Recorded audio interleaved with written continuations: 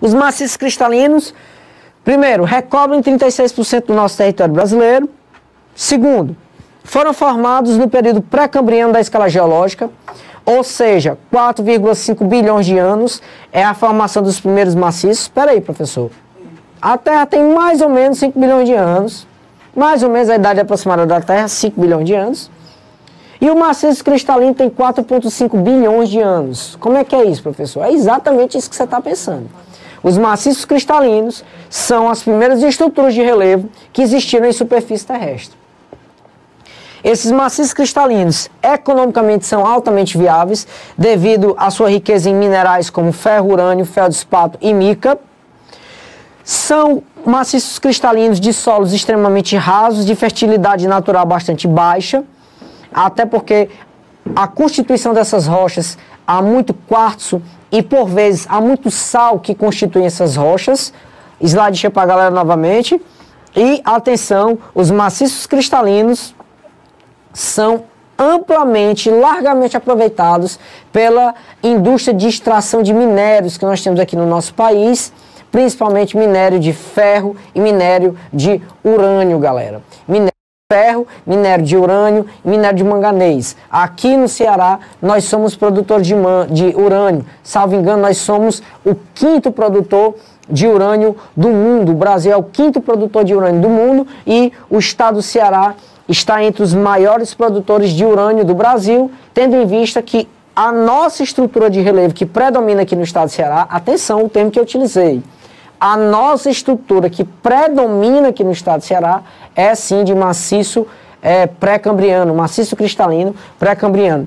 Um exemplo de maciços cristalinos pré-cambrianos, vamos ver a paisagem de um maciço cristalino pré-cambriano, vamos lá, slide cheio pra galera, olha aí pessoal.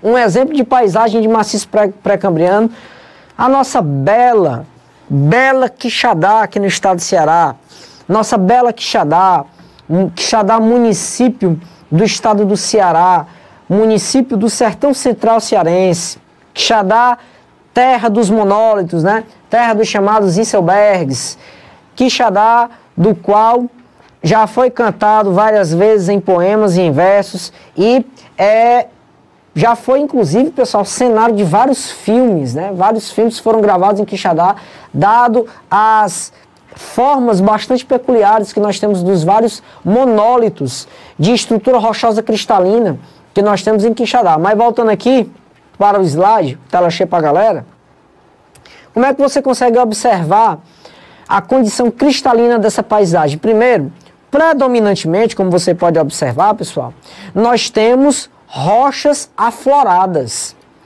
Temos rochas afloradas em superfície.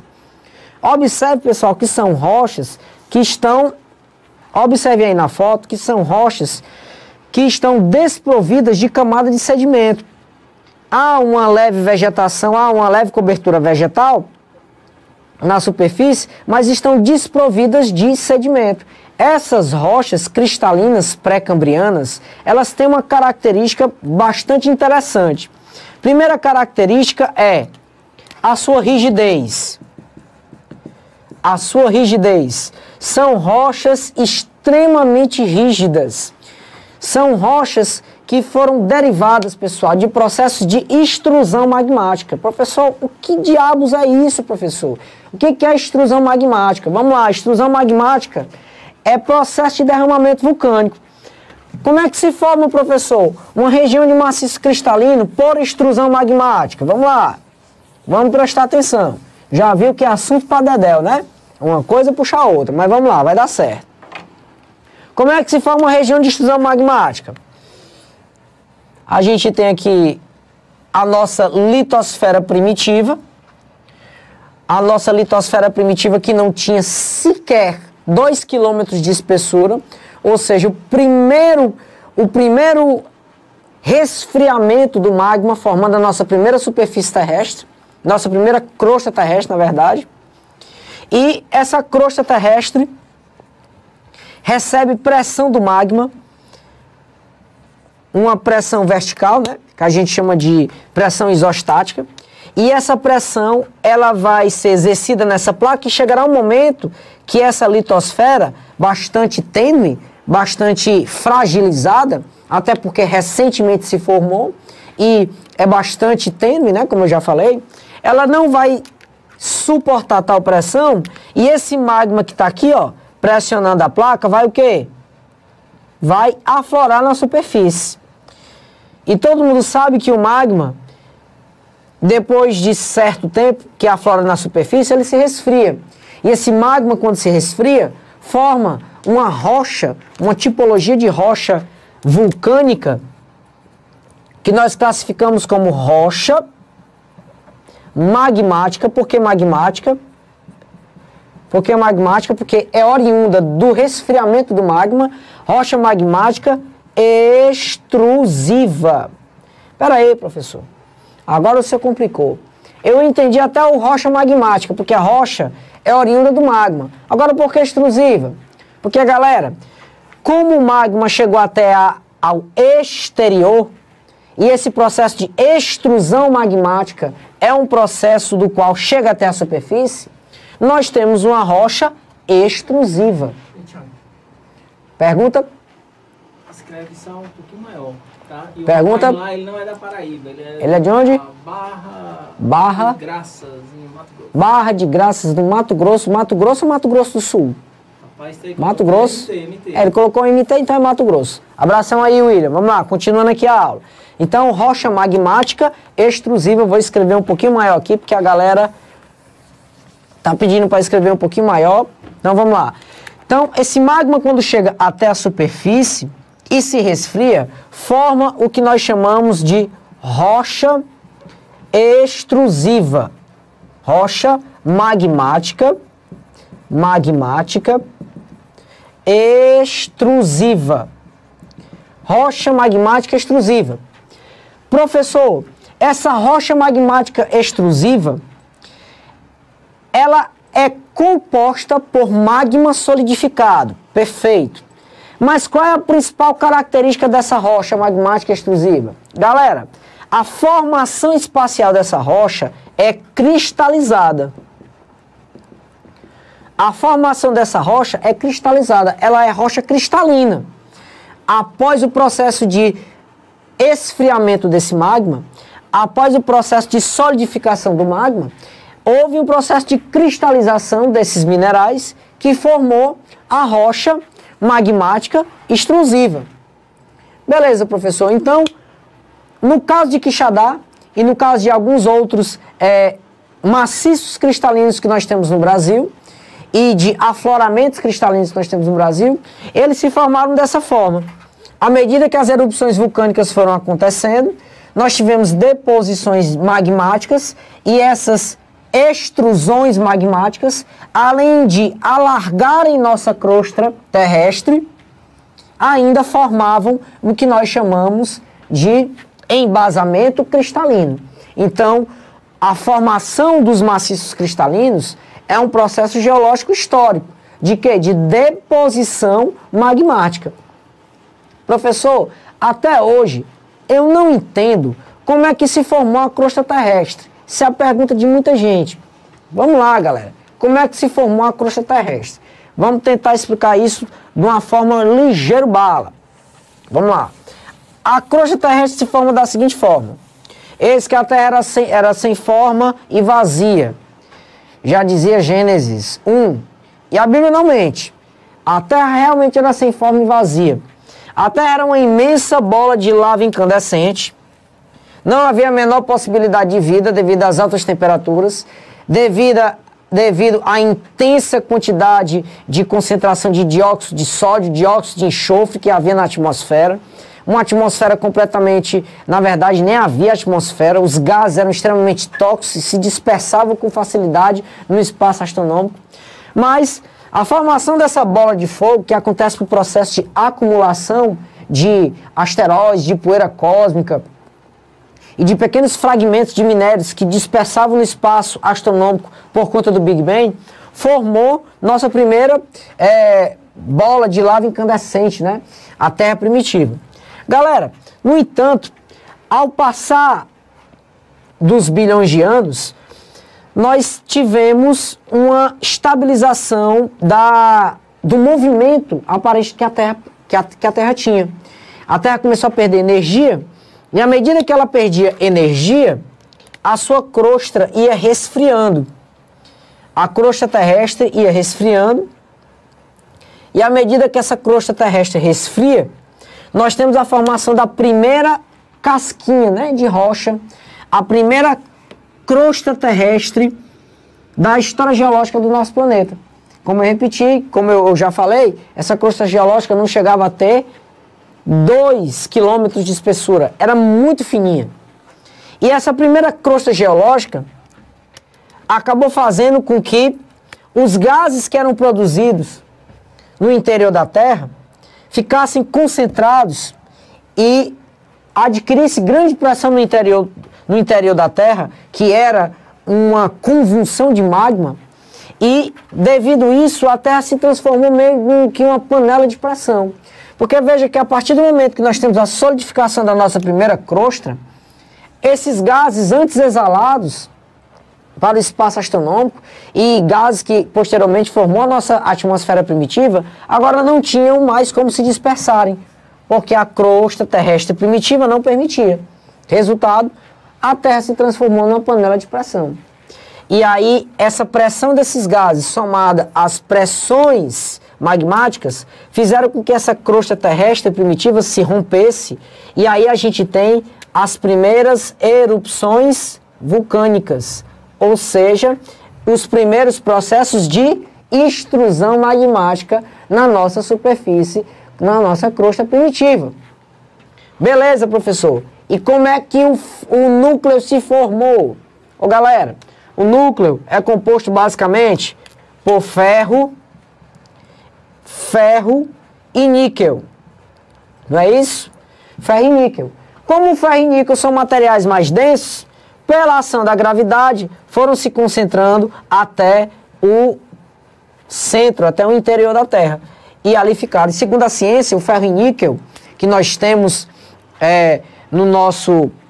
o ferro e níquel que nós temos aqui no centro do nosso planeta é o responsável por a gravidade, pela atração de todos os corpos que nós temos aqui na nossa superfície terrestre do nosso planeta.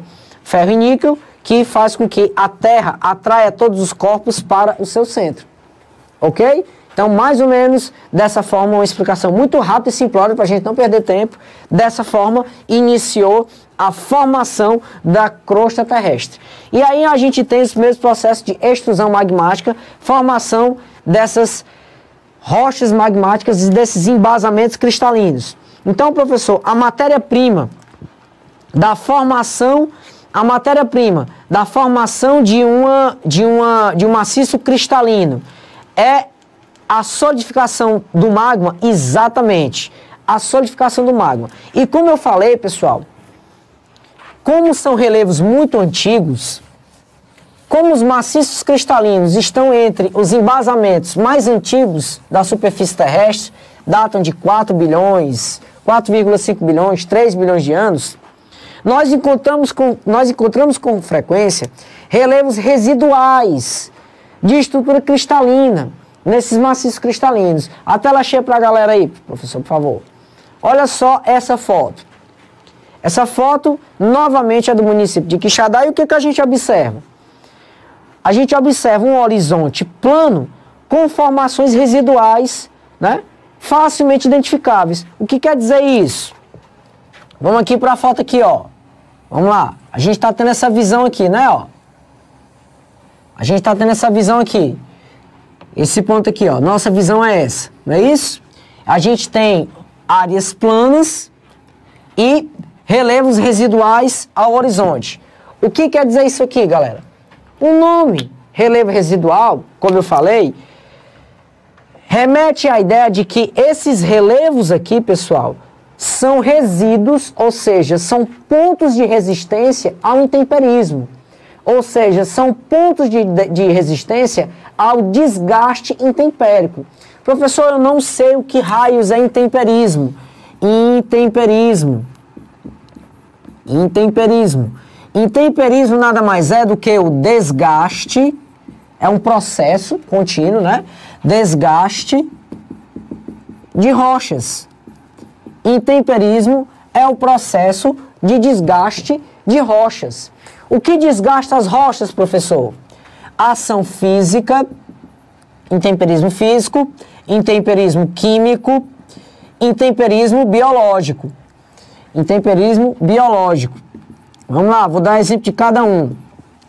Intemperismo físico, o calor irradiado pelo sol e o frio do qual a noite submete essas rochas. Durante o dia, essa rocha se contrai. Aliás, durante o dia essa rocha se expande, durante a noite essa rocha se expande devido à dilatação dos seus cristais, ocasionado pelo calor do sol, e durante a noite essa rocha se contrai por conta do frio.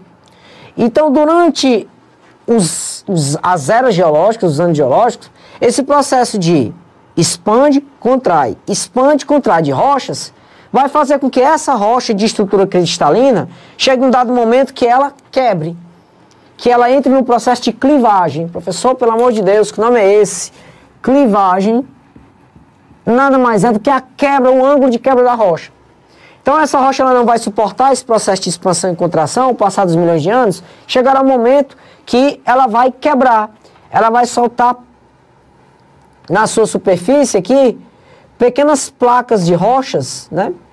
Em Quixadá a gente vê isso com frequência, placas de rochas, e a partir desse processo de desgaste superficial, de intemperismo superficial, esse relevo vai sendo o quê? Rebaixado. Professor, então você está dizendo que esse relevo aqui da foto, ele já foi bem mais alto, essa paisagem? Exatamente. Esse horizonte que você está vendo foi bem mais alto. E foi sendo rebaixada com a ação intempérica, seja a ação do vento, seja a ação da água da chuva, ou seja a ação do calor. Lembrando, intemperismo físico, a ação dos ventos, a ação eólica e a ação do calor e do frio. O intemperismo químico, a ação da água, pode ser água da chuva, água do oceano, água de rio.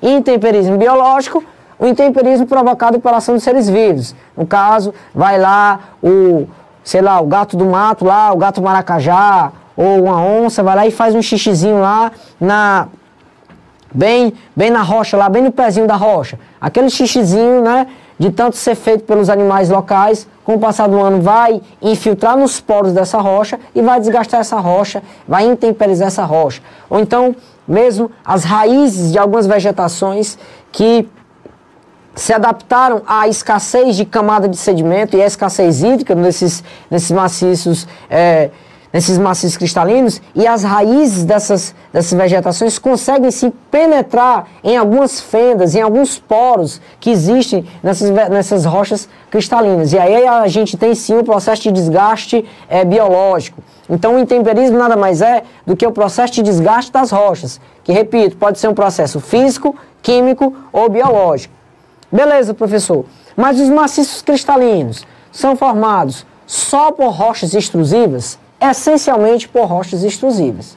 Os maciços cristalinos também são formados por um outro tipo de rocha, que nós classificamos como rocha intrusiva. Espera aí, professor. Vamos lá. A rocha extrusiva, você já falou, é a rocha do qual o magma se solidificou na superfície. Na superfície o magma se solidifica, se transforma em uma rocha. Está submetida às ações do desgaste intempérico do meio externo, que são ações físicas, químicas ou biológicas. Isso é uma rocha extrusiva. Perfeito. Geralmente as rochas extrusivas, elas têm uma composição, na verdade, elas têm uma formação espacial no seu interior diferente da rocha intrusiva, já vou mostrar. Mas observe, o que é uma rocha intrusiva? Aqui a gente tem um vulcão, figura do vulcãozinho, né? Formação vulcânica, o duto vulcânico, a câmara vulcânica e a concentração de magma no interior desse vulcão. Chegará um momento que esse vulcão vai entrar no processo de erupção e vai concentrar, na verdade, vai depositar magma na superfície local, na superfície da região, e essa concentração de magma vai formar novas camadas, né, de rochas de rochas extrusivas e vai fazer com que essa formação litosférica tenha maior quantidade de volume, ou seja, aumento de tamanho. Mas o que é? Aí, professor, mas aí formam as rochas extrusivas. Eu quero saber o que é intrusiva. Então vamos lá, o que é intrusiva? Um vulcão, pessoal, muitas vezes, quando a energia do interior do vulcão se dissipa, a gente tem vários fragmentos de magma que ficam no duto vulcânico. Esses fragmentos de magma, com o passar do tempo, se solidificam. Ou então, dentro no interior desses vulcões, há várias fendas, né, vulcânicas. São rachaduras, né, são fendas, são trincas no vulcão, que no processo de erupção geológica, no processo de erupção vulcânica, esse magma adentra a essas trincas, né, a essas fendas vulcânicas, e o magma, quando uma vez adentra, ele se solidifica aqui e aqui fica. E uma vez solidificado, protegido da ação externa, do intemperismo físico, químico e biológico, essa rocha, ela se forma uma rocha magmática, vamos lá, rocha magmática intrusiva. Intrusiva. Intrusiva por quê, galera? Intrusiva vem de interior. Ou seja, uma rocha que se resfriou, formou-se espacialmente, se cristalizou sem as ações do meio externo sobre ela. Nós temos duas qualificações, duas qualidades de rochas magmáticas. A magmática extrusiva, que se resfriou, as duas, lembrando, as duas formam os maciços pré-cambrianos cristalinos. A rocha extrusiva, que se forma e solidifica o seu magma, forma-se com o processo de deposição magmática, de extrusão magmática na superfície, submetida aos processos físicos, químicos e biológicos. E a rocha intrusiva, que forma-se no interior da nossa litosfera, no interior de câmaras vulcânicas, do qual está protegida dos meios, dos processos de desgaste externos, químico, físico e biológico. Professor, há então diferenças entre essas rochas? Sim, há. Vamos ver aqui a diferença. Vamos lá, por favor. O slide chega para a galera. Aí está, ó. Uma rocha magmática intrusiva e uma rocha magmática extrusiva. No slide chega para a galera aí. Observe que a rocha magmática intrusiva, além de ser uma rocha mais escura, pois ela é mais rica em mica, é uma rocha do qual a porosidade dela é bem menor. Basta você entender que essa rocha magmática intrusiva, ela se formou mais lentamente. Houve um tempo hábil para que esses cristais cristalizassem-se, formassem-se espacialmente e dessa forma formasse uma rocha mais rígida, menos porosa. Já a rocha magmática extrusiva é uma rocha também magmática, do qual tem um elevado grau de rigidez, mas que tem uma porosidade maior, pois foi formado no meio externo. E aí você observa a própria cristalização da rocha como é diferente. A rocha magmática extrusiva, ela é mais rica em sua essência em quartzo. Ela tem mais composição quartzólica do que a composição de mica, como é o caso da rocha intrusiva. Eis aí, essas duas rochas são classificadas como rochas magmáticas, intrusivas e extrusivas, mas do qual as duas que são oriundas de magma solidificado, mas se formam em condições físicas diferentes, as duas formam o que nós chamamos de embasamento ou maciço cristalino, que nós temos aqui como uma das estruturas de relevo do nosso país. Vamos lá, continuando. Professor, então, recapitulando sobre os maciços cristalinos. São os embasamentos, as estruturas de relevo mais antigas que nós temos em superfície terrestre, correto? São formados por rochas cristalinas, magmáticas, intrusivas ou extrusivas, perfeito. São amplamente explorados esses maciços pela indústria de extração de minerais como mineral de ferro, mineral de manganês, mineral de estanho e também mineral de urânio, correto? E recobrem 36% do território brasileiro. os maiores maciços cristalinos que nós temos no Brasil estão localizados no Nordeste do país e no Sudeste. A exemplo, Nordeste, a imensa depressão sertaneja, tem como principal estrutura de relevo o nosso maciço cristalino. E no Sudeste brasileiro, nós temos o imenso quadrilátero ferrífero mineiro, do qual é um imenso maciço cristalino, né? O imenso quadrilátero ferrífero mineiro, a formação Serra do Mar, que também é um maciço residual, do qual atualmente não é explorado de forma mineralógica, não é retirado grande quantidade de minerais da formação Serra do Mar, né? Ali entre o estado de São Paulo, estado do Rio de Janeiro, mas em compensação no quadrilátero ferrífero ali, a gente tem uma grande quantidade de extração de ferro com as usinas de extração de minérios. Inclusive, a Minas Gerais foi palco do maior desastre ambiental que o nosso país viveu, que foi protagonizado pela BHP e a anglo-australiana BHP e a extratora de minérios, que agora me lembro, a galera dá uma força aí no WhatsApp, a extratora de minérios, que era, bom, eu me esqueci o nome dela, mas era brasileira, é uma anglo-australiana com uma empresa brasileira, foram responsáveis o maior desastre ambiental da história do nosso país. Fica em? Não é Samarco, não? Samarco, perfeito, professor. A empresa Samarco e a BHP, uma anglo-australiana, que foram as responsáveis, negligenciaram demais a contingência de todo aquele material, de todo aquele resíduo de lavagem de minérios, né? Resíduos que têm materiais tóxicos como mercúrio, e acabou matando o Rio Doce e devastando cidades do interior de Minas Gerais. E esse minério foi depositado, galera, no Oceano Atlântico, e o estado do Espírito Santo foi amplamente prejudicado, já que foi no litoral do Espírito Santo. No litoral do Espírito Santo é que esse Rio Doce deságua, e toda a vegetação de mata ciliar, vegetação de restinga e corais, né, e mangues naquela região foram densamente prejudicados com esse impacto ambiental terrível proporcionado pela Samarco e pela anglo-australiana BHP. E a gente espera, claro, que essas empresas sejam punidas, né, pelo que fizeram, por essa negligência que, infelizmente, foram protagonistas aqui no Brasil. Mas voltando, esses maciços cristalinos aqui no nosso país, repito, são amplamente explorados pela nossa indústria de extração de minérios. E atenção, recobrem 36% do território nacional. 36% do território nacional é recoberto de maciço pré-cambriano, maciço cristalino pré-cambriano aqui no nosso território. Beleza, professor?